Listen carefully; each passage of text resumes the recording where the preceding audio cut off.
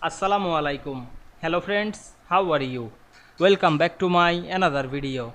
In this video, I am going to show you how to make the area of a plot transparent in Microsoft Excel. Let's get started.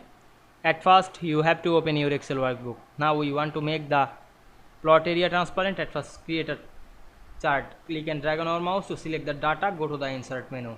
Choose the column and now I am select the stacked column. Now I am select the plot area and click right button, go to the format plot area option. Choose the fill. Now I am select the solid fill and change the color of the fill.